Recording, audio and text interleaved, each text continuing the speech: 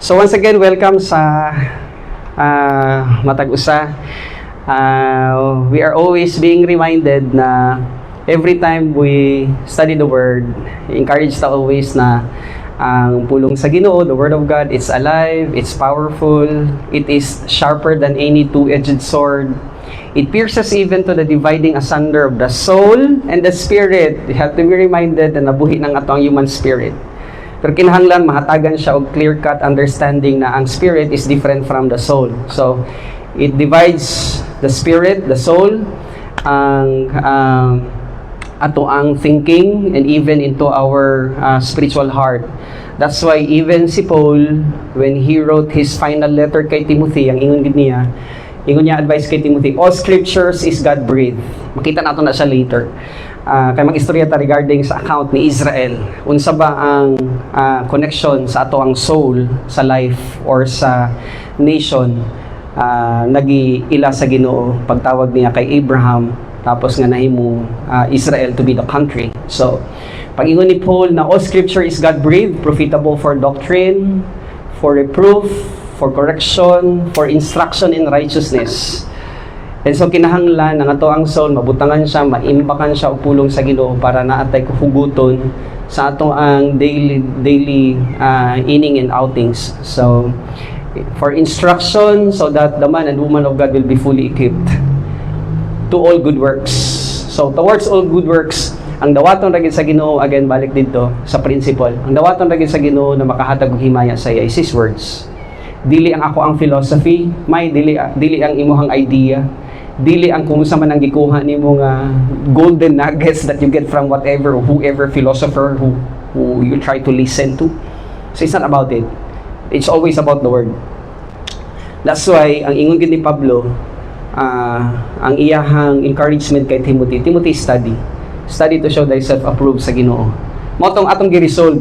Pila ka hours si Jesus Christ nagtuon before siya naghimo sa iyahang ministry. Kung silent ang iyahang 18 years, kung naa siya 5 hours in a day, it took him 38,000 hours of instruction before siya nag-start sa iyahang ministry. Ang akong computation, balik ko nato na siya, kung naa kay 2 hours a day, tapos kuhaon mo ng 38,000 hours, you will, ang summation, you will get 45 years of 2 hours a day of study. Pero kita actually ang mag-decide. But again, kay mag-istoryahan na ita regarding sa permissive will, istoryahan nato kung unsa ang tudlo sa scriptures nga pwede kayo nato kuhaon, is either positibo ka nga magkuha ani or imo lang ni siya i-let go. It's between you and the Lord. Basta ang akong task, I had prepared this lesson for this time that nakita na ni sa Ginoo in eternity past, we'll be sitting down and listening to our lesson tonight. So pagkahuman aning atong lesson is between you and the Lord. Wala ko'y katakos nga mamantay sa inyo ha. Dili na ko role ang pagbantay sa inyo ha. Because kung may hinumduman ninyo, when Jesus Christ, iyahang final words ni Jesus Christ kay Peter, before siya musaka sa mga langit, subab, pagkahuman nga, nag-crucify ni si Jesus Christ, nag-resurrect si Jesus Christ, wala pa gani bulan, balik na sila sa ilahang career to be fishermen. And so, during that time, pakita si Jesus Christ sa ilaha, tapos nagsugba sila og isda. I-confront ni Jesus Christ si Peter, Peter, do you love me more than this? More than sa kanang isda nga imuhang gisugba. Ingon ni Peter sa kay Jesus Christ, yes Lord, I love you. Ang unang giingon ni Jesus Christ, you feed my lamb. Wala siya nag-ingon nga, you feed your lamb. Sa ingon ni Jesus Christ, you feed my lamb. So each of us are lambs of God. If I am Peter, ang task is to study until mahimo kong exhausted sa pagduon para natay offer something with eternal value sa spiritual table. Second time, Peter, ginahigugma ba ko niyo more than this? Ingon ni Peter, yes Lord, kabalo may kang nagigugma ta. Ingon ni Jesus Christ ay, you shepherd my sheep. Ang keyword, ingon ni Jesus Christ, you shepherd my sheep. So balik dito sa idea, dili tamo mga karnero, kundi karnero mo ni Ginoong Jesus. But I always have the right to study para na sometimes pagka-available mo to listen, You always have the category in listening, and then somehow sa atong pagpadagan sa ato ang lesson, kamo gid actually ang maghimo og decision. Are you going to eat this or you just reject the truth nga inyong mapaminawan tonight? Finally, Peter, gihigugma gyud ko nimo.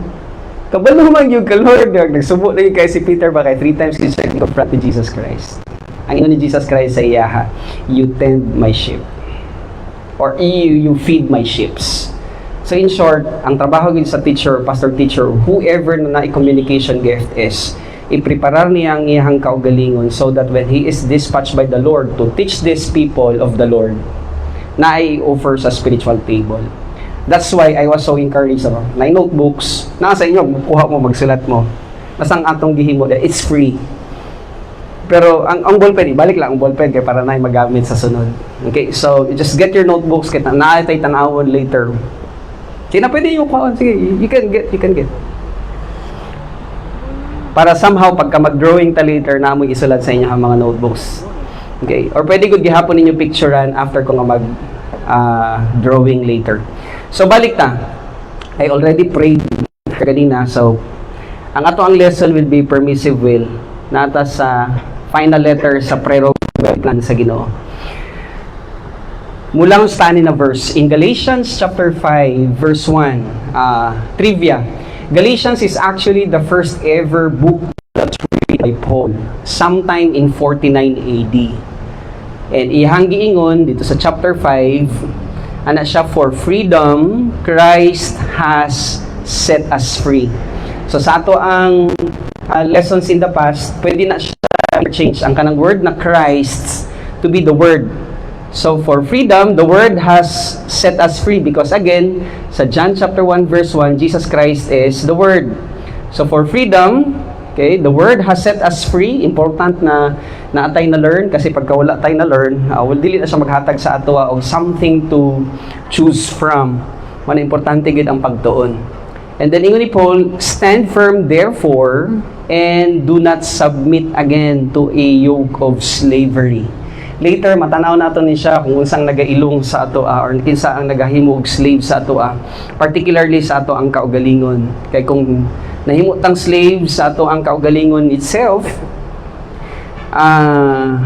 mas grabe ang pag-ilong sa ato sa world and even sa system ni Satan. Mo na kinahanglan ginato ni siya i-reconcile sa atong thoughts na ang kining ato ang ginadiscuss tanan related ni siya sa angelic conflict. Okay?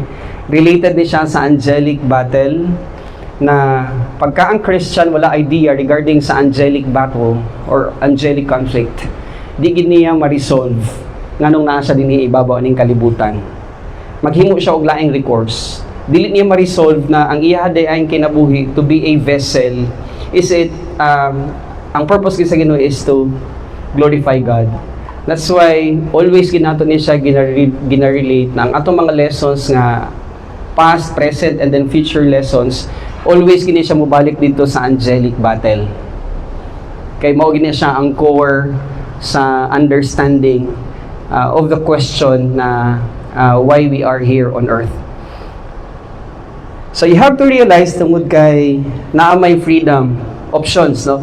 Atong tan-awon ang soul composition na sa ato ang kalag, different again ang spirit, different po ang soul. So sa atong soul composition na siya unom. First there is consciousness. So pag mata nato sa buntag, pag buhi pa ta, of course we are conscious. Kay naatay soul. So that's number 1. Number 2, we also have this what we call mentality. This is where we breed the thoughts, kung sa man ang mga thoughts, because dinhi naga-fall ang category sa ato ang intellect. Our capacity to think, our capacity to reconcile things and rationalize sa kung unsa man ang imuhang day-to-day living. So dinha nagakahitabo sa ato ang mentality. Number 3, we also have what we call volition. So, ang matag usa na ay area of choices. Bulakaw ko, dili. Bulakaw ko, dili. Dili na lang. Matulog ko, dili. Matulog ko, dili. Dili ko matulog. So, that's part of our soul. Next, number 4, conscience. Ang conscience, this is actually our pattern of standard of norms and attitude. So kung pananglitan ang ato ang abundance sa ato ang living is of the world, dili na sa kalikayan, ang ato ang always na dispatch is pattern sa kalibutan na pamahagi. So diha gina-store ang konsensya sa ato ang diha gina-store ang pattern of our standard and ato ang norm sa konsensya. And then we also have what we call our subconscious mind or subconsciousness. Sa kung sa itong mga natunan nato, in abundance of it, diha na siya always store no, sa ato ang subconscious mind or subconsciousness. And then finally, we also have our emotions. Kung feeling angry ka, or feeling happy ka, or feeling love ka, always ni siya mo dispatch na pamagi sa ato ang kalag. And ato ni siyang i-realize na always ginato ni siya ipaulahi sa ato ang kalag, ipaulahin nato ng emotions kasi sa ato ang pagtunin the past, somehow kining emotions ginarelate ni siya sa kadaghanan sa mga Christians na ang emotions kuno when you are feel or when you have this somehow elated ang imong emotions, ilahan ning gina-consider equivalent sa spirituality, and it's not. Okay, spirituality is not equivalent to emotionality. So, mo gina siya ang danger. Mao nang kabalugid si Satan kung paunsa niya ta i-trick. Kay kita, in our ignorance, we never studied na ang spirituality di ay is not about emotionality. But it's always about the abundance of the Word of God that somehow we understood at tapos ato ang gi-apply sa ato ang physical existence. So, kinahanglan ang spirituality mo balik dito sa huna-huna ni Jesus Christ. Kung mahinumduman ninyo, naatay acronym last time, katong DAW TV. So the mind of Christ is like DAW TV. Letter D there is, we have divine power. Ang A, we have agape love, and that's the mind of Christ. Ang W, we have the Word of God. Mahinumduman ninyo, atong lesson? DAW TV. We have divine power coming from the Spirit. Igamito niya ang pulong sa Ginoo. This is the mind of Christ.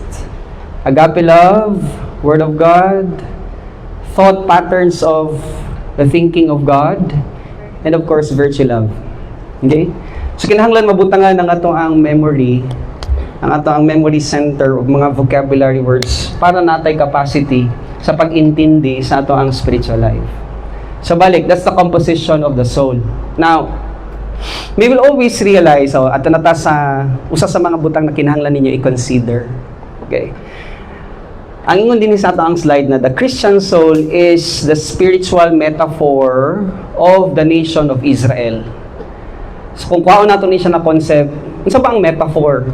Metaphor is actually a place, an object, or an idea in place of something to suggest an analogy. So kung istoryahan nato ang ato ang soul, mura di ay ni siya og in a macro perspective, mura ni siya og Israel as a nation. I-prove nato karon na gabi nganong picture perfect ang kining akong kalag isip susama sa macro perspective sa nasod sa Israel. So muhatag ko ang mga principles na somehow pwede ninyo siya i-consider kung anong nag-istorya ta dinhi na ang Christian soul is a spiritual metaphor of the nation of Israel. Now, we get the following comparison of the Christian soul sa nasod sa Israel. So, mo ni siya ang mga principle. You try to analyze it kay naay mga solid na principles na pwede gid nato kuhaon na ang macro perspective which is ang Israel as a nation na himong in comparison sa micro perspective which is our very very own soul. So tanaw nato ang mga principle. Number 1. Israel was founded from the Word of God. Mutuo mo dili. Of course, no? Si Abraham, when he was called by God, and then somehow, sa iyahang pag-meditate na tangla siya sa mga langit, hangad siya dito. Na magiginoo ba? Kabalo ba mo na ang iyahang father? Ang father ni Abraham, I just forgot his name. Ang iyahang business is, gahimo siya og idols. So tungod kay ang iyahang father gahimog idols, gina-confront niya pero iyahang papa. Pangon ginasimbo man nimo. And then although dili ni siya na account sa wala ni siya nabutang sa writings ni Moses, but try to search it out kay Google. Ipangutan lang ni si Google unsa ang engagement ni Abraham sa iyang papa. Ipakita niya sa inyo na historically wise na recorded na narrative na ingani ding nahitabo during the time sa panahon nag-confront ni Abraham ang iyang papa. Ano ginasimba man na nimo? One time kay negosyante ang iyang papa gabaligya atong mga idols nga iyang ginahimo ba. Nihawa ang iyang papa sa ilang balang gibuhat ni Abraham kuha siya maso. Ang gibuhat pamuak gatong mga gagmay na mga buak itong mga gagmay na mga gihimo na mga idols. Pagkahuman nang gipamuak niya ang katong mga gagmay na idols, katong iyang maso gipagunitan niya sa dako na idol. Pagpuli karon sa iyang papa, syempre natingala ang iyang papa gi-confront niya si Abraham. Abraham, unsang nahitabo? Dili pa Abraham. Unsang nahitabo? Ingon ni Abraham sa iyang papa, paghawa nimo pa, nag-away silang tanan niya kay kini dako man pildi silang tanan. Ingon sa papa ni Abraham, what? Wala man ay kinabuhi. Kabalo mo sa tubag ni Abraham sa iyang papa. And why do you worship it? Ting! That's why Abraham was called by God to leave his place from the land of Ur, going to the land of Canaan, which is the promised land. Nagtuman siya, wala. Nagtuman siya. You know why? You know what? You go to Genesis chapter 26 verse 5. Genesis chapter 26 verse 5. And then i-relate na to siya. Israel was founded from the word of God, the God of Abraham, of Isaac, and Jacob. Unsa ingon din sa Ginoo. Genesis chapter 26 verse 5. Highly commendable ni siya ba? Ingon sa Ginoo kay Abraham. Description sa Ginoo kay Abraham. When Moses wrote this, 100 years after, unsa ingon din ha? Because Abraham obeyed my voice and kept my charge. Sa kung saan gi-charge sa Ginoo sa kay Abraham, hawa diha ato dito, obey pud siya. My commandments, my statutes, and my laws. Kabalo mo sa ang keyword? Obedience. Kay hinungdom mo sang nahitabo dito kay King Saul, kay King Saul kung paunsa siya gibadlong ni Samuel. Ingon sa Ginoo kay Samuel, sugua si King Saul nga i-siege ang kanina city. Was it the city of Amalekites? Tapos ang ingon sa Ginoo sa iyaha na pamatsyon tanan wa ibilin. Kabalo sang gingon ni King Saul. Nag-spare siya og tambok. Gibalik niya dito sa presence ni Samuel. So man ako nadunggan. Ibang ingon sa imuha sa Ginoo na pamatsyon nimo tanan. There is time to kill. It's not time to murder, but there is time to kill. Muna ingon ni King Solomon. Now, pag ingon actually ni King Saul kay Samuel na ako ning gidala ang tambok kay ako ning ihalad. Kabalo sa tubag ni Samuel sa iyaha, obedience is better than sacrifice. So balik, if Israel was founded from the Word of God, ato ni siyang i-capture na thought. You go to Galatians chapter 3. Galatians chapter 3, the last verse. Kasi we are the same sa gibuhat ni Abraham. Galatians chapter 3, jump sa last verse, verse 29. O i-highlight sa inyong scripture, highlight sa inyong Bible. Sa ingon ni Paul, and if you are Christ's, possession ka mo sa Ginoo, because you believe. And then ingon niya, then you are Abraham's offspring, heirs according to promise. Keyword, we just obeyed. Kung sa itong gi-follow, we just believe about what Christ have done. He died as payment for all humankind's sin according to the scriptures. He was buried 3 days after, resurrected from the grave. Kung imo na siyang gibuhat o ako na siyang gibuhat, we are the same as Israel. Kung si Israel, apple of the eye sa Ginoo, how much more ikaw may? How much more ikaw, Mitch? How much more ikaw langging? Kitang tanan. You know why? Gisulat gid sa Ginoo ang iyahang indwelling presence sa atong mga nawong, sa atong mga agtang. So again, ang Israel is a macro perspective picture of our very, very own soul. Number 2. Our soul, after our human spirit became alive, has a relationship with God like Israel did. So kung giunsa pagpangga sa Ginoo si Abraham, si Isaac, si Jacob because of that unconditional covenant, and naiupat actually ka unconditional covenant. Unsa man tong upat ka unconditional covenant? Well, actually ako nabutang sa slide pero in a manner of listening, you just listen, no? Upat ka unconditional covenant. First covenant is Abrahamic covenant. Tangla Abraham sa mga langit. Can you count the stars? I will tell you, mao na siyang imuhang mga descendants that will come after you throughout all generations. That's Abrahamic covenant. Number 2, gitagaan sila og Palestinian covenant. Kanang Palestinian covenant, that's actually the real estate nga ihatag sa Ginoo sa ilaha. From Nile River to Euphrates River, from portions sa Turkey going sa parts sa southern parts sa Africa somehow, part of which is kauban sa real estate sa Palestinian covenant na gihatag sa Ginoo sa ilaha. And then naay kaning Davidic covenant. Kaning Davidic covenant na mugawas sa race ni Abraham, Isaac ug ni Jacob na nahimong Israel, mugawas ang hari sa mga hari nga magalingkod sa trono ni David throughout all eternity. And ang number 4 na giingon na new covenant. Can find it in Jeremiah chapter 31 from verse 31 and following verses. So na ay new covenant na gihatag, and that's actually unconditional covenant. Meaning pag miingon kag unconditional covenant, magpasaway man mo og dili, ako na siyang i-accomplish. Because again, from the word, it's unconditional covenant. Ang ikalima is conditional. Ang conditional covenant nila is Mosaic law. And Mosaic law speaks about kung himuon ninyo ni, I will bless you. Kung dili nyo ni buhaton kay gahi mo ulo, I will discipline you. So it's the same thing sa ato. The moment we believe about what Christ have done, sa atong pagtuon, muna siyang ako i-disclose sa inyo pagka mahiwat nato ning ato ang 2 days na klase, sometime in November. Akong ihatag sa inyo na ay di lang kay 5, kundi 55 privileges nga gihatag sa ato right after we believe about what Christ have done on the cross. And it's my prayer nga inyo ni siyang ma-master kay already gibutang na ang mga acronym para easy for us to memorize.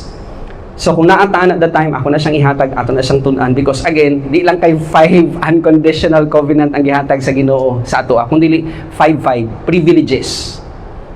Magpasaway man ka og dili, ihatag na siya sa Ginoo.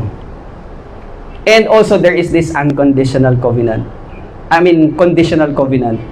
And it speaks about kung stubborn ta sa Ginoo. Mo-relate na siya dito sa Revelation chapter 3 verse 19. Those whom I love, I will discipline. So kung gahi tag-ulo, disiplinahon ta sa Ginoo. So again, that's number 2. Our soul after our human spirit became alive has a relationship with God like Israel did. Number 3. Israel as a nation was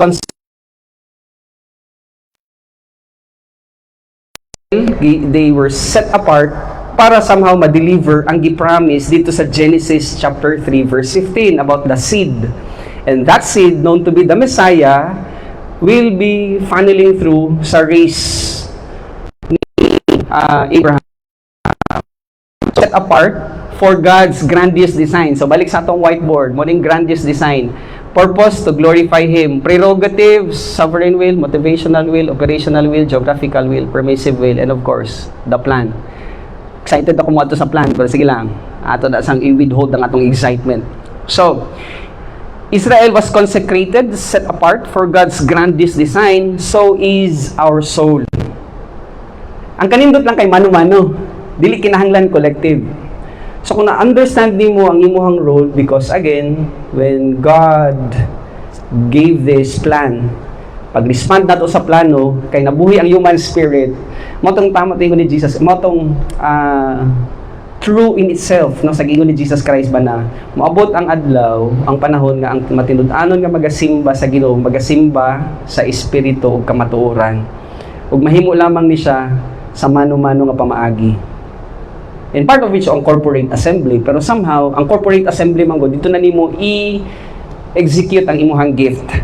Pero sa manumano nakahimtang, kung nakasabot ta sa pulong sa Ginoo, because this soul is already alive in the human spirit, na siya capacity to fulfill the grandest design of God. Okay?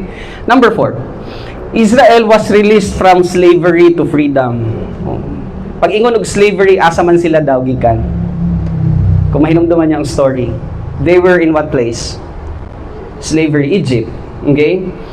And then, going to freedom, that's actually the place na gipromise sa Ginoo sa ilas, Canaan. So, Israel was released from slavery to freedom. That's actually the metaphor in our soul.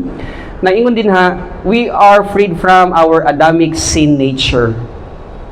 Pero tungod kay ang mga Christians, walay nasabtan regarding sa pulong sa Ginoo, ingon ni Pablo, you had been set free. It is for freedom that Christ set you free. And Christ there is the Word. Tungod kay ignorant ta sa pulong sa Ginoo, always ta ga-resort nga mobalik ta sa atong Adamic sin nature. Mo na itong i-drawing later. Okay? So pagka wala kay inalungong, if you don't understand anything from the deeper precepts. So balik ta dito sa gingon ni Isaiah. In Isaiah chapter 28 verse 13. The word of God comes from precepts after precepts after precepts. That's command. Line after line after line. Meaning verses here, verses there, we become masters. A little here, a little there. Interestingly, kung wadto ka sa katong King James Version, good, after anang word na precepts after precepts, line after line, a little here, a little there, after sa kanang word na a little there, makita ninyo ang syntax na semicolon. So, mo ninyong timanan ha. Pag nakakay makita na syntax na semicolon, in the Hebrew language, kining semicolon, it speaks about after a period of time. And nindot ang sa King James Version kasi accurate ang iyang pag sa kana nga verse, ang Isaiah chapter 28 verse 13. So after a period of time, kung wala ta nagtuon, we may go back to reversionism. Ang tawag ana is mag-backslide ta. Kaya nga naman, wala man tayo inalungong sa pulong sa Ginoo. Pero kung we have something of the mind of Christ, bisang pag ginagmay ra na siya. Gamay kagahapon, gamay the other day, gamay tong aging semana, pag imo na siyang makumpile, mao na siya ang gamiton, nakuhiton sa balaan na espiritu ang imuhang conscience. Oy Clark, anong ginahimo man na nimo? So there is this realization of the Holy Spirit speaking into my soul kay naay abundance ang akong hunahuna sa kaalam ni Ginoong Jesus. That's why it's very imperative gid ang pagtuon. So balik, our soul, slavery from Adamic sin nature to the Lord Jesus Christ which is our new man. Pero kung wala ta nagtuon, walay content ang ato ang memory, walay atong vocabulary storage, ang atong categorical storage, wala gay avenue nga kuhaon ang Holy Spirit to remind us. Always lang nagapangasubo ang balaan na Espiritu. We are indwelt, yes. Going to the Father, to the Son, the Holy Spirit in eternity, yes. Kay dili man mawala ang salvation. Kay dili man bawion sa Ginoo ang iyahang gihatag sa ato. Pero ang Holy Spirit in Ephesians chapter 5, is it verse 30? Ato isa daw kadali. Ephesians chapter 5. 5:30 or 4:30?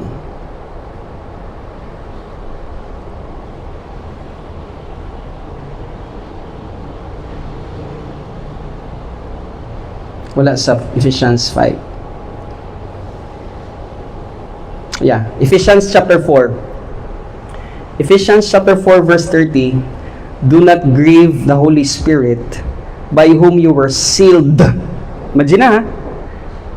Klaro kayo ang word sealyuhan by the Holy Spirit. Okay? Sealed for the day of redemption. So ang salvation will never be lost. Kaya ang issue is dili ang sala. Ang issue is kay nabuhi na human spirit. Pero kung dili nato ni siya itim mga to ang nature nga ako ang i-drawing unya, pwede gyud ka ita mapilde sa ato ang kalibutanon na lawas. And then number 5, Israel was disciplined by God through the imposition of diaspora. Kung mag-istorya magud ta og diaspora, gidiscuss ni siya ni Moses sa Leviticus chapter 26. O, isulat lang sa inyo ang notebooks. If you have time tonight, akong assignment sa inyo ha, basahin niyo yung Leviticus chapter 26. Kaya din ninyo makita kung unsa ang mga kategorya sa disciplinary action sa Ginoo sa ilahan. Na siya ay blessings, kung ilahang i-obey ang Mosaic law. Pero kung kalimtan nila ang Ginoo nga nagpagawa sa ilaha sa Egypt na ay 5 ka impending judgment nga ilahang or i-impose sa Ginoo sa ilaha isip nasod sa Israel. Og diha sad actually mo relate na sa dinha ang speaking in tongues. Pag kanindot na subject kung pananglitan inyo na siyang ma-master. At anyhow, kay dili man na ato ang topic regarding sa speaking in tongues, proceed lang ta. Okay? So ang kanang diaspora, it was actually implemented or imposed sa ilaha. Ang una na nahitabo sometime in 721 BC, and then 586 BC, and then sunod 70 AD. And then ibalik sila 1948. Sa believers, pagka pasaway ang believer, our soul also will be castigated by God if we remain stubborn in His policies. That's why in 1 John chapter 5 verse 21, dimension gid ni John na isala nga patyon ta sa Ginoo ug napoy sala nga dili ta patyon sa Dios. 1 John chapter 5 verse 21. Sige daw, tanawa God. There is a sin that leads to death, but there is a sin that don't lead to death. But I say, ni John, don't pray for the person nga ang iyahang pagpakasala leads to death. Kay ingon ganit ni Jeremiah, ayaw ampo eh. Dito sa Jeremiah chapter 11, kung pasaway, ayaw ampo eh.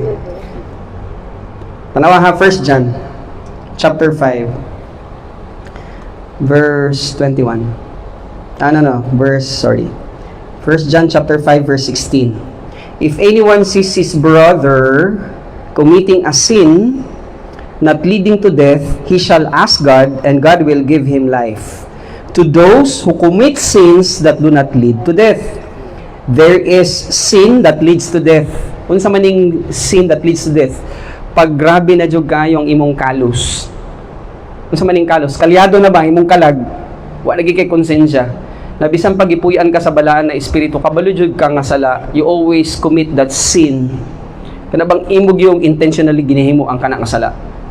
Inaay kaning atong lawas na ni siya'y production, sexual immorality, impurity, sensuality, idolatry, sorcery, enmity, strife, jealousy, fits of anger, rivalry, division, dissension, envy, drunkenness, and party. Pagka nagsige na siya balik-balik na pagpakasala, and then nawala na ang light, nawala na ang salt. You go to Jeremiah chapter 11. Is it Jeremiah chapter 11? I hope klaro akong memory. Pero sige lang, we'll try to see that verse. You go to verse 11. Yeah, tama. Jeremiah chapter 11 verse 11. Therefore thus says the Lord, behold, I am bringing disaster upon them, Israel, compared to our soul. Again, ato nang gina-compare. Israel, macro perspective. Our soul, the Christian soul, is the micro perspective. Behold, I am bringing disaster upon them that they cannot escape. Though they cry to me, I will not listen to them. 12. Then the cities of Judah and the inhabitants of Jerusalem will go and cry to the gods to whom they make offerings, but they cannot save them in the time of their trouble. 13. For your gods have become as many as your cities, O Judah, and as many as the streets of Jerusalem are the altars. You have set up the shame altars to make offerings to Baal. 14. Therefore, do not pray for this people. Macro perspective. In a micro perspective, pag gahi na kay tag-ulo, ingon sa Ginoo, do not pray for this brother or sister. Next. Or lift up a cry or prayer on their behalf. For I, God, will not listen when they call to me in the time of their trouble. What right has my beloved in my house when she has done many vile deeds? Can even sacrificial flesh avert your doom? Can you then exult? The Lord once called you a green olive tree, beautiful with good fruit, but with the roar of a great tempest, He will set fire to it, and its branches will be consumed.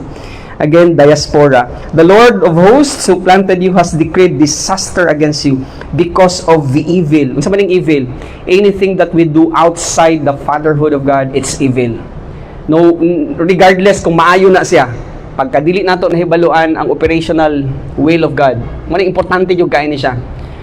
I beg please, i-master ning operational will. If you wanted to be blessed by the Lord, i-master tong operational will. And mo apply gitong giingon ni King David, surely goodness and mercy will follow us all the days of our lives. And we will always dwell in the Lord forever. It's not only material blessing, it's not only financial blessing, but a blessing with rewards in eternity. Mao gina siyang ihatag sa Ginoo sa atoa nga naatay capacity to be happy. Though we don't see Him, we love Him. We love Him, the Word, because He is the Word. And we obey. Di ba? Remember, keyword ka ganina sa Genesis chapter 26 verse 5, keyword dito is obedience. Though we don't see Him now, we believe in Him. That's why, kung unsa man ang konteksto sa macro perspective to be Israel, in a micro perspective, mas intimate gid ang ato ang walk. Alright? So, there is a sin that leads to death, and there is a sin that don't lead to death. And then, ingon niya, na ako gihapon sa verse 17, the Lord of hosts who planted you has decreed disaster against you because of the evil that the house of Israel and the house of Judah have done, provoking me to anger by making offerings to Baal. Makita nato na siya sa ato ang 15 minutes na discussion. Isulat na nako ang diagram.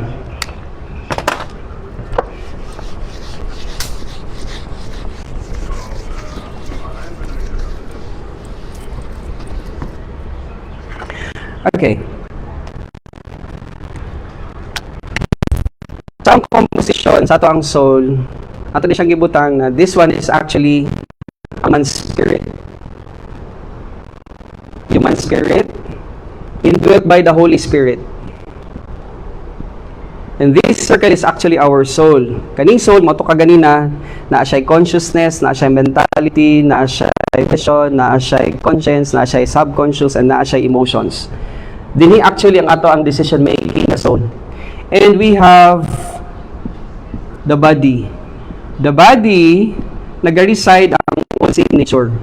Sa istoryahon nata ang diagram sa old sin nature. So ang itsura sa old sin nature, i-bring down nato ni siya ang diamond. Nganong diamond man, precious kay sa ato ang kaugalingon sa atong huna-huna.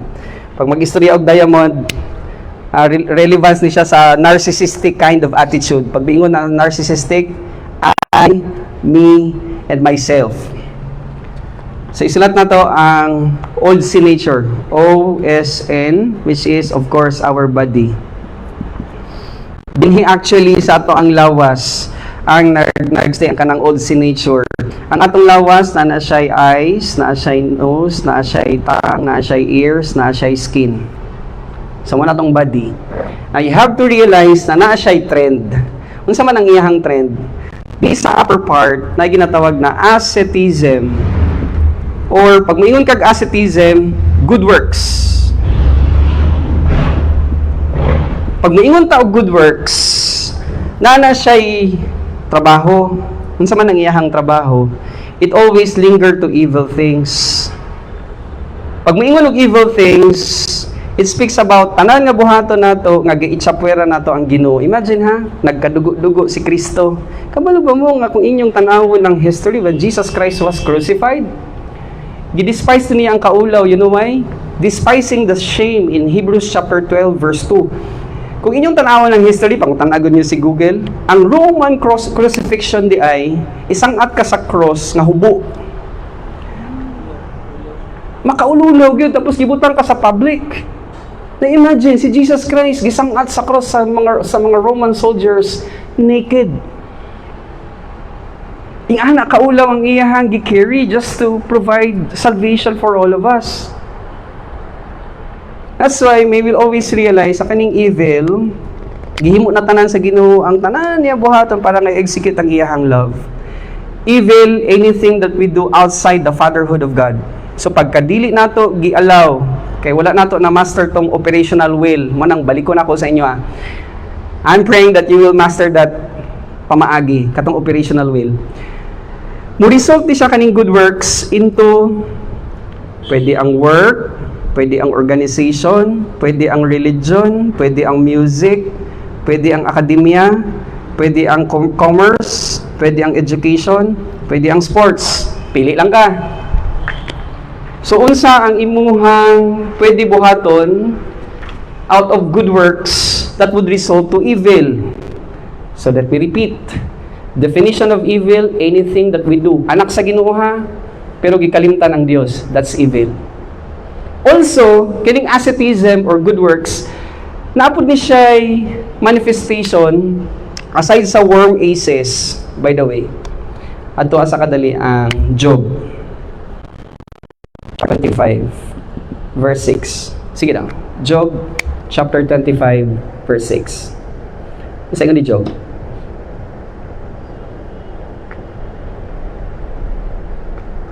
Nana? Sige daw, Kuya Uno. Wow. We're worm. That's why, atog yung i-consider ang asceticism na pwedeng himuon sa I, me, and myself. And also, naapo ni siya'y trend. Ano saan trend? Pwede ka mahulog sa liturgy, legalism, daghan ka ayo na siod, ano ba, na trap ng mga Christians today. Na simple lang unta ang Christian way of living. Kabalo mo sang pamaagi lang, you just acquire the mind of Christ. Kasi kung una-una ni Kristo, practical application of the precepts that you had understood from your studies. Pag na-apply na nimo siya, God is glorified and it's mano-mano. Diba sa atong lesson, demons are watching, the angels are watching. In 1 Corinthians chapter 4 verse 9, we are into the theatro. So para ma-glorify ang Ginoo sa iyahang purpose, kaya kinahanglan ta mukuha kaon sa pulong sa Ginoo so that when we execute this life, this body, nga naay abundance sa mind ni Ginoong Jesus, every time we execute the mind of Christ, God is glorified. Na dili man gustong yawa. So mo provide siya og legalism. Daghan kaayo og mga tao kang dili tao, mga believers himantayon. But you know what? You go to Romans chapter 14 verse 4. Wala ko'y katungod nga mag-judge sa inyo ha. Kay you are a sheep by Jesus Christ. Ang ako alang, as a communicator, I have to study the Word. Nasa panahon nga akong i-present sa table, trabaho sa Holy Spirit ang mag-convict. Dili trabaho sa pastor. Dili trabaho sa magtutudlo. Sa inyo ni Paul, Romans 14:4. Were you to judge the servant of another? See? Own master to stand. Who am I to judge? Diba? Bahala mo sa inyong kinabuhi. After this Bible study, bahala gid mo sa inyong it's powerful. It is sharper than any. As a communicator, I have to study the Word. Wait. Sa panahon nga ako i-present sa convict, dili trabaho sa pastor. Napindot tayo na to. Anyhow, again, atog yung i-realize na si Satan, nagayong siya ng pamaagi, naging siya counterfeit always. Pagka dili nato masabtan ng atong old sin nature, pwede yung kahit makaon sa iyang pamaagi. That's why the devil is giving so much time sa paghimog iyang scheme, iyang mga ninja moves para linlangon tang tanan. Alright? Iyahag yung ang sa asceticism ang religion. So naanay liturgy, na legalism. Sa maning liturgy, balikan sa natong liturgy. Manindog ta, manglingkod ta, ang Ginoo magpakamayo sa atong gibasa. Tapos ang gibasa dili man to haom sa mga Christians sa context. So we have to realize na daghan kay pamaagi ang kaaway na linlangon ta. Legalism, entertainment. Dili na nato nagkinahanglan istoryahan basta daghan kayo mga Christians today and are being entertained. Pero pag kutang nimo ang doktrina sa justification, zero. Unsa ang doktrina sa propitiation? Zero. Unsa ang doktrina regarding sa sanctification? Zero. Dili makatakos na mag-explain. Pero it's my prayer sa inyong pagbalik-balik, ma-master ninyo ang kaninga mga doctrines. Kasi pag na-master ninyo ang mga doctrines, you can be able to give an answer.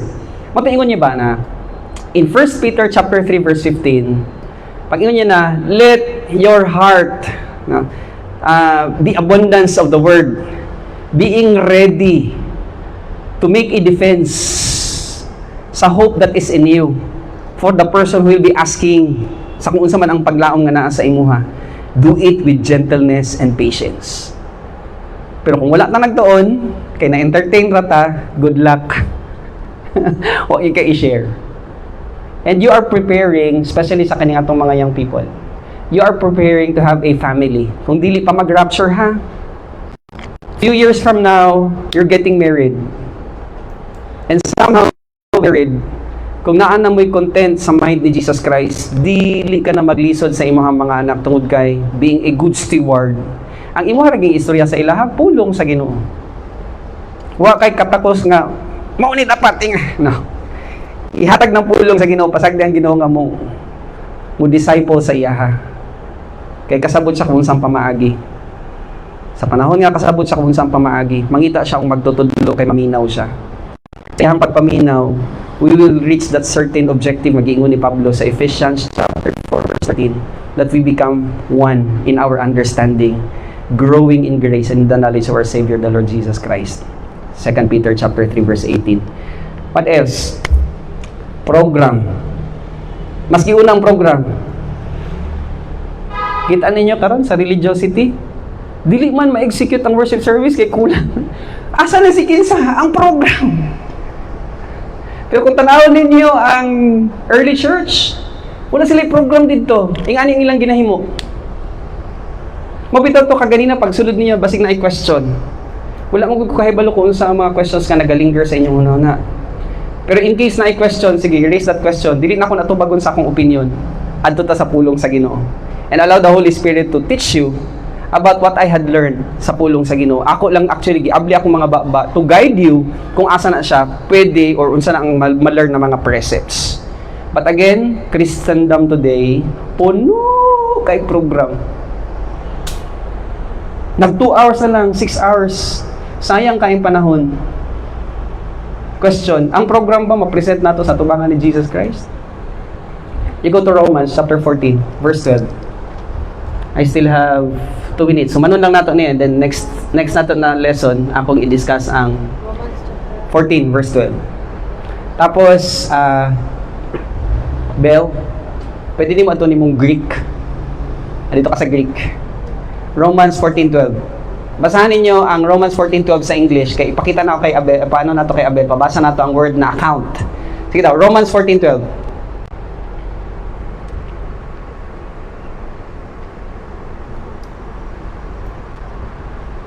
Sige kita. Romans 14:12. Right, ikaw gani ha. Kuya uno, sige ka na. Si Water, sila po sa sunod. Pinaltihan natin, di ba? Sige daw, kuya uno. Romans 14:12. So then each one of us will give an account of himself to God. You notice the word account. Ato sa Greek word. Account there is what? Logos. And logos is the word. Uno, when we face the Lord Jesus Christ, dili ang works. The words. That's why, katong 1 Corinthians chapter 3, verse 10 to 15, ipresenta sa Bima judgment, ang gigamit nga word is works. Pero tanawon nimo sa Greek word, it's ergon. And ergon speaks about the mind. Kung wala tang nag-memorize, mabitaw, i-challenge na mo. Let's have quizzes. Para na naamoy ma-answer. Kasi, kung unsa man ang imuhang na bit-bit nga gi-memorize, that's the account that you're going to present in front of Jesus Christ. Dili ang program. Nganong puno man imo program ang imong kaugalingon na dili man dahil ni siya hatagan og reward. Are you getting the point? O di nang pastor mahalaw ang tanan pero ang Yang pulong. pabilit. Yes. O di nang monay bit-bit. Yes. And that's tantamount to, equivalent siya sa gold, silver, precious stones. Pero tanan nalinlang ni Satan. Si katawa si Satan ba? Kaya wala man nagtuon. Ano si Satan? Nailan na pud ako sila. Pero kita nga nagtuon sa pulong sa Ginoo. Ayaw na tatits, butiti kang dako. Diba? What else? Pious observance of worship. Hala, nag-start ng worship service. dili makabasag og pinggan. Kaya nag-start na ang worship service. Well, kung tanaw nimo ang history sa panahon ni Paul, okay, pwede dito nga naay nagsaba-saba. Well, iyaman na. Pero mas maigid nga hilom pod, no, habang nagatudlo. Okay? Para maka-concentrate, irespeto nato ang uban nga atong katapad nga gusto maminaw. Pero to the extent ba nga nalimtan nimo ang essence sa gathering, okay? Kay mas giila pa ang solemnity, pero ang pagtudlo sa gitudlo pasiaw ra gid sa pastor. Nahimo na siyang kingkoy. Kay para lang mapakatawa ang iyang congregation. Question, naay precepts nga dala? Wala. Naay principle nga gihatag? Wala. Pagawas sa tapok, wala gihapon. Ang danger pag ay nindot gyud kay dito mo simba kay maayo kay mo istorya ang pastor ya. Pastor na gisimba do. Very very dangerous. Ingon ni Jesus Christ kay Peter, feed my lamb. Tend my sheep. Shepherd my sheep. Paunsa, taga ilang pulong sa Ginoo. Pasagdi ang balaan na espiritu mag-convict. Bear witness, the Holy Spirit will promote praise and thanksgiving. Dili si pastor ang mag-intercede, kundi ang Holy Spirit.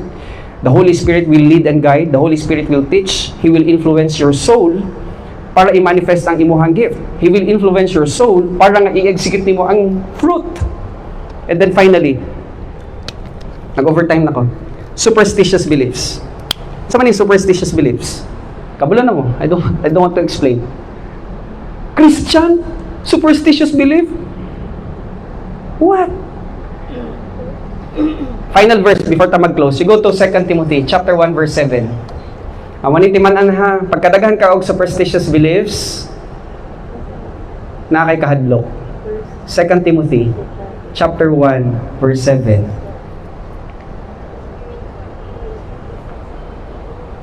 Unsay niya? 2 Timothy chapter 1 verse 7. For God gave us a spirit not of fear. Superstitious belief, giduot kay kuno na ay nitabok, unsa man ang tabok, daknabi may itom nga iring, basig mo tabok sa inyo, dili mo manguli. God has not given us a spirit of fear. Superstitious beliefs, mo provide ni siya og kahadlok kanato. Ipadayon sa inyo ingon. But of power, coming from the word, of love, that's the abundance of the mind of Christ. That's actually the acronym, Tao TV, and self-control. So again, tonight, ato na lang naipadayon ang sunod, no? Lasciviousness, napo na siya bunga. Diagram of the old sin nature, ipadayon nato na siya next week. Importante nga maid-id nato ni siya para kasabuta kung paano nato i-combat ang ato ang body. Unsa atong nakita, unsa atong nasimutan, unsa atong natilawan, unsa atong nadunggan, unsa atong natandog. So again, salamat kayo sa inyong presence. Kung naa pa tayo another time next week, kung dili pa mag-rapture, again, we are approaching to the day of recollection. Kuhaon ta sa Ginoo dito balik sa mga panganod. So kung naa pa ta dinhi next week, let's do it another round. Tuon ta sa pulong sa Ginoo kay mao ni ang eternal value. Question so far? Question so far? You're good? You good? Okay lang mo? Sige, so close na sa ato ang yes. Mag-cascade lang po basig Thursday na ta. Kay karon lang nato gihimo kay I have a teaching class on Thursday. Nag-live na siya.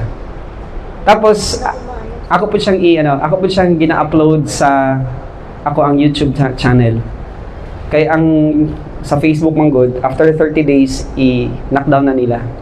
So, gina-upload na ko ni siya after sa YouTube para mustay siya dugay dito. Pangitala akong name na dito. Sige, so, dukot sa itong mga hulo in closing, nag-overtime na tag 5 minutes. Salamat kay Father God sa opportunity. Unta na challenge ang matag-usa sa ilahang pagpaminaw tungod kay si Pablo papaistoryahon. Ang pagtulunan, mag-aumpisa sa inyo ang pagpaminaw o pagpaminaw. Walay lain ko among ginabahig, and somehow kung naay realization, well, ikaw gid ang nakahibalo amahan ug trabaho sa balaan ng espiritu ang pagpanudlo. Galamiton lamang akong mga baba to share these precepts that I had learned also in my privacy in the study of your words. So again, it's my prayer, Father, that you'll continue to challenge these individuals tonight, and even for those who are listening sa other end, sa amo ang live broadcast. And it's my prayer, Father, that purpose, walay lain kundi yung may Christ, therefore we glorify God in this, but salamat kay mahatagan na mo siya og husay sa among mga pagtuon. And then we are actually learning about this permissive will. Hinaot pa unta na gamiton gid namo ang among kalag to make a decision. Bottom line always is to give you glory and honor. Dispatch us with your grace. Salamat sa inyo ha, inyong traveling mercies for those who will be traveling, going back sa ilang respective places, for your glory and for your honor in Christ's name. Amen. May gabi sa tanan, and those who are following us sa atong Facebook Live, salamat kaayo. Amo nang i-shutdown ang live broadcast. Salamat. Good night.